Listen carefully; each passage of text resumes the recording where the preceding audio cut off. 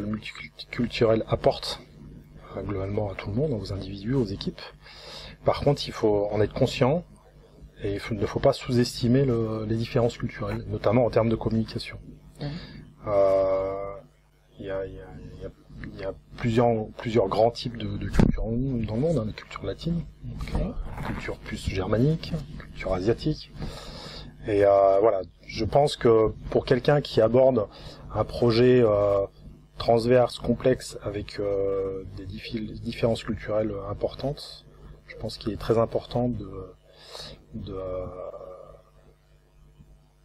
d'aller à l'essentiel, de comprendre l'essentiel de ces différences. Parce qu'en général, c'est pas... je prends le cas d'Ericsson, par exemple, des Suédois. Fondamentalement, il y a une chose qui est très importante chez les Suédois, et si on le comprend pas, on fonctionne pas avec eux. C'est dans leur jargon, ils ont un terme qui s'appelle lagom, et qui veut dire amenuiser les différences. C'est-à-dire, faut pas en faire trop, mais pas assez non plus. Il faut que tout le monde soit en différence de richesse. Oui. Surtout, on ne l'affiche pas. D'accord. Si on est en meeting, qu'il y a une crise, bon, on crie, mais pas trop. D'accord. Alors que l'italien, restez mesuré. Restez mesuré, voilà. D'accord. Bien, merci. Alors que la méthode italienne, c'est plutôt partir, voilà. D'accord. Donc, juste ça pour illustrer qu'en fait, faut aller à l'essentiel de la culture, mais surtout, faut bien la comprendre. Et dans le cas Ericsson ST, je l'ai vécu parce que j'étais responsable du business et donc des projets qu'on développait pour ce business-là.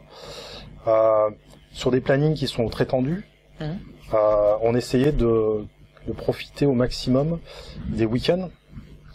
Et dans les week-ends, en fait, on faisait travailler les machines, puisqu'on a des processus où les machines doivent travailler, voilà. Donc, pour rendre transparent pour gagner du temps.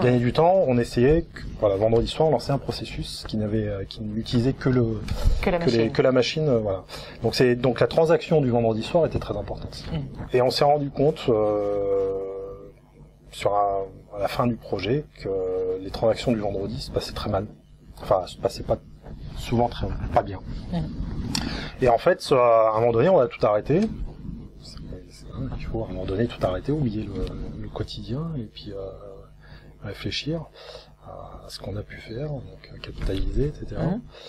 Et dans cette réflexion, on s'est rendu compte que l'esprit suédois était plus dans l'engagement de la date, tenue de la date. C'est-à-dire que je m'engage à livrer quelque chose le vendredi soir, je livrerai vendredi soir. L'esprit français est plus dans le contenu. D'accord. La qualité du contenu. La qualité, le contenu. C'est-à-dire que on est vendredi soir, mais finalement, je vais bosser demain, samedi, parce que on est qu'à 95% de ce qu'on avait dit. Il faut que je vérifie. D'accord.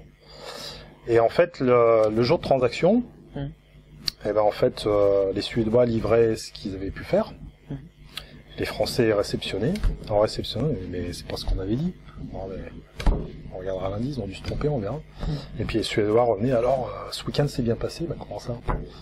On vous a envoyé, oui, mais attendez. Et là, on tombe dans les conflits de personnes, jugement de valeur, c'est Suédois, exactement comme tu dis. C'est Français, c'est pas possible, Et là, on est dans le 100% négatif.